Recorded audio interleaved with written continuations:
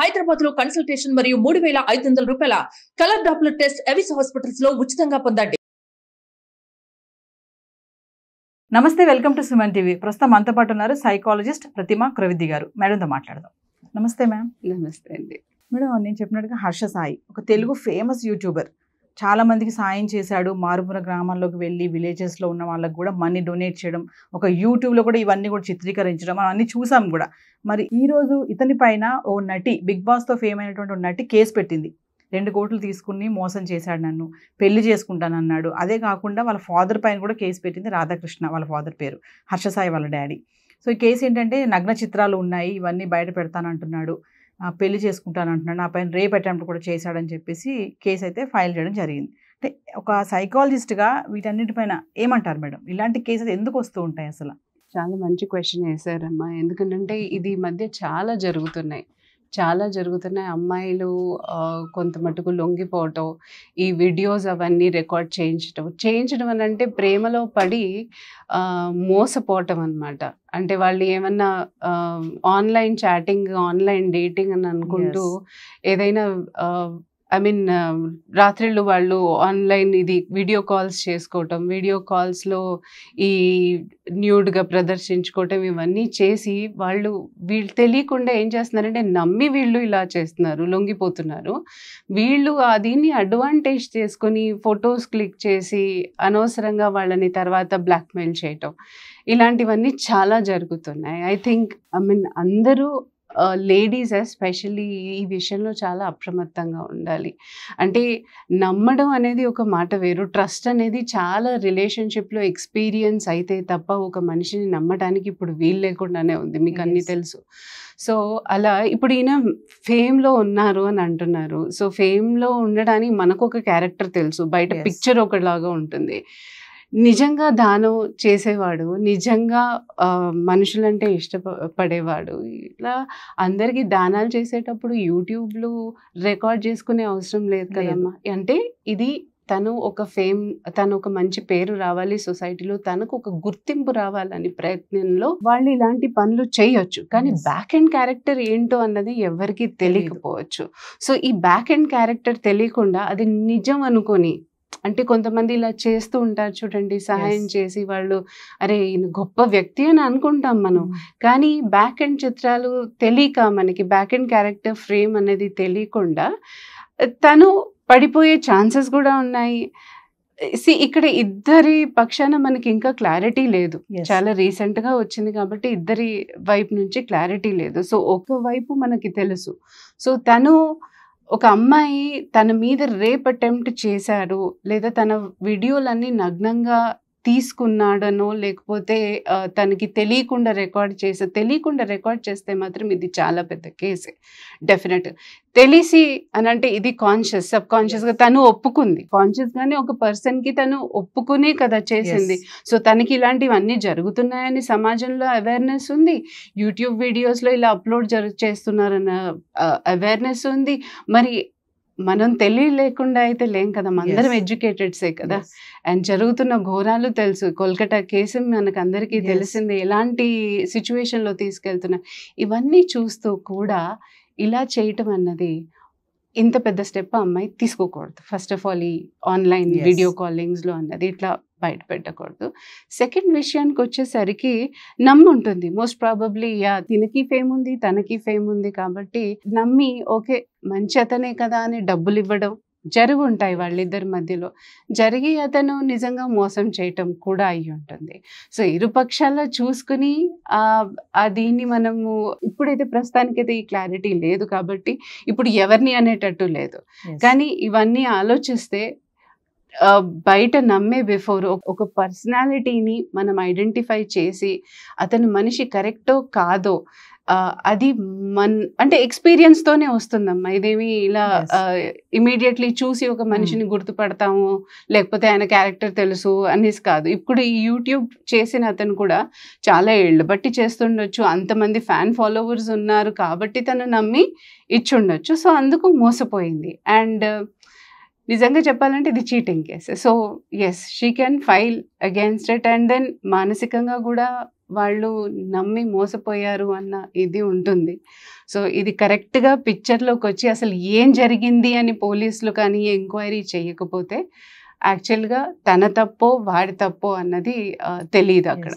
Harsha Sai madam tweet కూడా చేశాడు, ఏమనంటే ఇదంతా డబ్బు కోసమే చేస్తున్నారు వీళ్ళు, నేను అలా ఏం మోసం చేయలేదు. 2 కోట్లు ఇచ్చిన అమ్మాయికి అంత డబ్బు పిచ్చి ఏముంటుందమ్మా? నీ చేతికి ఇచ్చిన అమ్మాయికి తన డబ్బు కోసమే చేస్తున్నారని అంటే ఇప్పుడు ఆ 2 కోట్లు వెనక్కి రావాలని తన కేసు పెట్టింది అనుకోండి డెఫినెట్ గా. సో ఇచ్చినట్టు ఏదో ప్రూఫ్ అయితే ఉంటుంది కదా తన దగ్గర. సో పోలీసులు కానీ ఎవరు కానీ ఎంక్వైరీ లేకుండా అయితే వాళ్ళు యాక్షన్ తీసుకోరు కదా ఈ విషయంలో. అది నిజంగా నిర్ధారించినట్టయితే లైక్ తను ఇచ్చిందనేసి సో తనకి ఆ అమౌంట్ అయితే వెనక్కి వస్తుంది అండ్ డెఫినెట్ గా అమ్మాయికి న్యాయం చేస్తారు. సో ఆ ప్రూఫ్ ఎవిడెన్స్ అనేది మన చట్టాలకైతే అది అవసరం. సో ఇక్కడ సైకలాజికల్ ఆస్పెక్ట్స్ కంటే ఇక్కడ లాజిక్ పాయింట్స్ ఏమేమి జరిగాయి, ఎవిడెన్సెస్ ఏమేమి ఉన్నాయి, తను ఏమేం చేసింది వాడు ఏమేం చేశాడు అన్నది ఇద్దరి మధ్యలో కరెక్ట్ పాయింట్ ఆఫ్ వ్యూ ఒకటి తెలిస్తే డెఫినెట్గా ఐ థింక్ ఫర్దర్గా వాళ్ళు ఏం చేస్తారు అన్నది మనకు కూడా క్లారిటీ వస్తుంది. ఇందాక మీరు అన్నారు కదా, అంటే బ్యాక్ ఎండ్లో ఏం చేస్తున్నారు అనేది ఎవరికి తెలియదు, ఫ్రంట్ మాత్రం ఒక మంచి వ్యక్తిగా అందరికి దానం చేస్తూ హెల్ప్ చేస్తూ అది దాని మళ్ళీ యూట్యూబ్లో అంటే ఒక మంచి పని చేసేటప్పుడు దాన్ని 10 మందికి చెప్పాల్సిన అవసరం లేదంటారా? అది అవసరం లేదు. నిజంగా మంచి పని చేసి నువ్వు జనాలకి ఏదో సేవ చేసే ఉద్దేశంతో చేస్తే నువ్వు నేమ్ అండ్ ఫేమ్ చూసుకోవు, గ్యారంటీ అదైతే. సో అంటే మన బ్యాక్ ఎండ్లో చేసిన మన పెద్ద పెద్ద వాళ్ళు చాలా మంది ఉన్నారు, వాళ్ళకి ఇంతవరకు ఐడెంటిటీ కోసం వాళ్ళు చెయ్యరు. కానీ భగవంతుడు ఎలా అంటే వాళ్ళు అలా నిస్వార్థంగా చేసే వాళ్ళకి ఆటోమేటిక్గా యూనో ఒక ఐడెంటిటీ ఆటోమేటిక్గా వచ్చేసింది, ఎందుకంటే జనాలు కూడా చూస్తారు కదా. సో ఇది ఐ మీన్ యూట్యూబ్ కోసం తను రికార్డ్ చేస్తున్నాడో లేక నిజంగా తను ఇచ్చాడో అవన్నీ యాక్చువల్లీ వాళ్ళే తేల్చాలమ్మా. ఐ మీన్ టు సే ఇది కొంచెం క్రిటికల్గా మనం ఆలోచించాల్సిన విషయము. బ్యాక్ అండ్ కొంతమంది నేను కొంచెం ఫేమస్ అవ్వాలి, ఇన్స్టెంట్గా ఎవరు అవ్వలేరు కాబట్టి ఇట్స్ లాంగ్ ప్రాసెస్. ఏం చేస్తే నేను ఫేమస్ అవుతాను, ఏం చేస్తే నాకు గుర్తింపు వస్తుంది అన్న మనిషి ఒకసారి ప్రాసెస్ ఆలోచిస్తే సో ఇలాంటివన్నీ మార్గాలు ఆటోమేటిక్గా వెతుక్కుంటాడు. అది కూడా ఉండుండొచ్చు. సో వెనకాల మటుకు he might be a cruel person, he might be a person who may not be you know very good with his personality type. Madam ఇప్పుడు సైకలాజికల్గా చూసుకుంటే అంటే లేడీస్ మీరు అన్నట్టుగానే ఇప్పుడు వాళ్ళు కేసు పెట్టినప్పుడు ఈ విషయాలు చెప్తారు, పవన్ వీడియోస్ ఉన్నాయి, ఆ వీడియోస్ ఉన్నాయి, ఈ వీడియోస్ నగ్న చిత్రాలు ఉన్నాయి, అవన్నీ బయట పెడతాను అంటున్నాడు, నన్ను చీట్ చేస్తున్నాడు అని చెప్తారు కదా. సైకలాజికల్గా ఆలోచిస్తే అంటే ఉమెన్స్ ఎందుకు అలా ఉంటారు అంటే ఆ టైంలో వాళ్ళకి తెలియదా ఇలా మనం జాగ్రత్తగా ఉండాలి, ఇలాంటి రేపొద్దున ప్రమాదం వస్తుందేమో అని ఆలోచించారంటారా? అంటే జానీ మాస్టర్ కేసులో కూడా ఇదే జరిగింది, కొరియోగ్రాఫర్ జానీ మాస్టర్ కేసులో కూడా, ఇప్పుడు హర్ష సాయి కేసులో కూడా ఇదే ఉంది. అంటే కామన్గా ఇది కనిపిస్తూ ఉంటుంది, లేడీస్ కేసు పెట్టినప్పుడు మెయిన్గా ఇది పట్టుకొస్తారు ముందుకి, వీడియోస్ ఉన్నాయి ఫోన్లో. ఈ మధ్య ఏంటంటే అమ్మా ఫీమేల్స్కి కొంచెం కోర్టులో కొంచెం ఫేవరబుల్గా వస్తాయన్నమాట కౌంటర్. సో ఇక్కడ మ్యానిపులేషన్ కూడా చేస్తున్నారు, ప్రతి ఆడవాళ్ళని నమ్మడానికి కూడా లేదు చాలా మటుకు. ఈ మధ్య కేసెస్లో ఇటీవల చాలా కేసెస్ వచ్చాయి ఈ మధ్యలో. సో మ్యానిపులేషన్ కూడా జరుగుతోంది. అంటే ఇంతవరకు నేను చెప్పాను కదా, ఒకవేళ నువ్వు నిజంగా మనిషిని నమ్మేటట్టయితే, ఆ మనిషి నిన్ను ప్రేమించేటట్టయితే నీకు నీ శరీరానికి వాడు రెస్పెక్ట్ ఇవ్వాలి ఫస్ట్ ఆఫ్ ఆల్. సో ఈ వీడియో ఆన్లైన్ అన్నది ఎలా వైరల్ అవుతుందో తెలీదమ్మా. దాంట్లో డేటింగ్ యాప్స్లో చూస్తూనే ఉంటారు, ఏదో ఒక రేపు జరుగుతూనే. మనకి అది మోస్ట్ ప్రాబబ్లీ మనకి బయటపడవేమో కానీ ఇక్కడ, బట్ చాలా మటుకు లేడీస్ అన్న వాళ్ళు ఐ థింక్ ఈ డెస్పరేట్నెస్ అన్న ఏదైతే ఉందో, ఈ సెక్షువల్ కైండ్ ఆఫ్ ఫీలింగ్ వాళ్ళు కూడా ఆపుకోలేక ఇది కంట్రోల్లెస్. ఓకే, సో అలా అంటే శారీరకంగా వాళ్ళు కలుసుకునే బిఫోర్ లేడీస్ ఎప్పుడు ఎమోషనల్గా అటాచ్ అవుతారు. కానీ ఇక్కడ ఎమోషనల్ ఆస్పెక్ట్తో పాటు వాళ్ళు చూడాల్సింది ఏంటంటే నేను ఇలా చేయటం కరెక్టా రాంగా. ఇన్ని క్రైమ్స్ నడుస్తున్నాయి బయట, అండ్ ఇది ఏదైనా రికార్డ్ చేస్తేవాడు నువ్వు అంత 100%గా ఎలా నమ్ముతావమ్మా ఒక మనిషిని? అండ్ నిజంగా వాడు ప్రేమించేటట్టయితే, వాడు నీకు రెస్పెక్ట్ ఇచ్చేటట్టయితే వాడు అలాంటి పనులు ఎప్పుడూ చెయ్యడు. అండ్ వద్దు అని అంటే యునో అతను ఆ బౌండరీ అనేది దాటడు.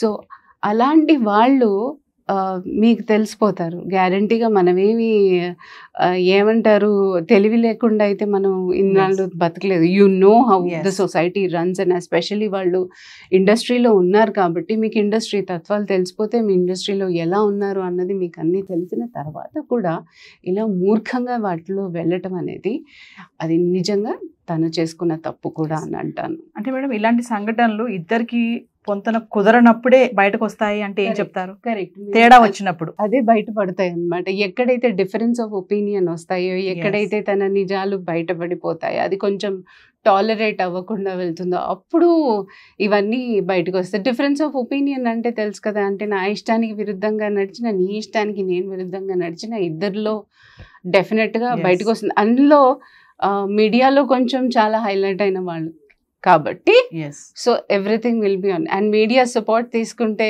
బయట సపోర్ట్ తీసుకుంటే వాళ్ళకి తొందరగా ఐ మీన్ ఇంకా fame, that is a different fame, but then ఇంకా ఫేమ్ వస్తుంది. అండ్ దెన్ ఇది తొందరగా అంటే వాళ్ళు ఆశించింది వాళ్ళకి దక్కుతుంది అన్న కూడా ఉంటుంది. సో ఇది కంప్లీట్గా ఇది మ్యానిపులేషన్ అవ్వచ్చు, వాళ్ళకి నిజంగా ఆ అబ్బాయి కూడా తప్పు చేసి ఉండొచ్చు. ఇప్పుడు ఇరువైపు నుంచి మనకు తెలియదు కాబట్టి అండ్ ఇన్వెస్టిగేషన్ ప్రాపర్గా అవుతే అప్పుడు I think they will get a clear picture అని అనుకుంటున్నాను ఈ విషయంలో. చూడాలి మేడం, మరి హర్ష సాయి ఎంతో మందికి సాయం చేశాడని మనం యూట్యూబ్లో చూసాము. యూట్యూబ్లో ఆ వీడియోలన్నీ కూడా చిత్రీకరించడం జరిగింది. అలాంటి హర్ష సాయి మరి ఒక మహిళ దగ్గర 2 కోట్లు తీసుకున్నాడు. మరి కేసు ఎటువంటి మలుపులు తిరుగుతుందో చూడాలి. Thank you ma'am. Thank you.